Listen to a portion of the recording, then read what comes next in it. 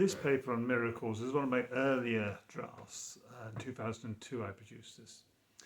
And in it I explore not just Craig Keener's evidence for modern miracles, but I examine the implications that this might have initially on intelligent design, but also on the concept of the Bible as an accurate revelation from God.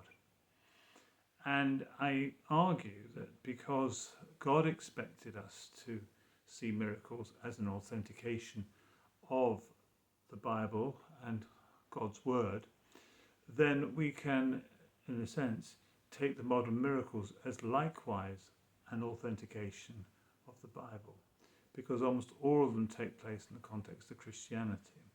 There are some that take place outside of it, but that was always the case, even in biblical times, that miracles could be done by other spiritual agents. The issue wasn't that miracles always had to come from God. The issue was that the quantity and quality of the miracles done by God's representatives, particularly Jesus, was such that they authenticated what the prophet said, or in the case of Jesus, what the Son of God said. In these things, God expects us as humans to respond to appropriately. That's interesting because it is God that expects us to respond positively to this type of miraculous occurrences. And so we are held to account for how we handle our understanding and knowledge of miracles. Jesus said to Chorazin, Bethesda and Capernaum that their judgment would be greater than that for Sodom and Gomorrah, because they had witnessed his miracles but had not repented.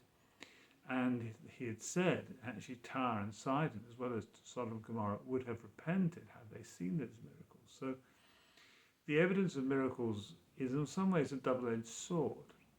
It is something that is really helpful to understand that God exists and that his word is real.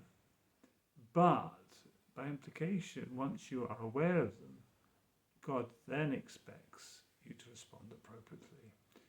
As Jesus said, to whom much is given, much is expected. So that is the thrust of the article.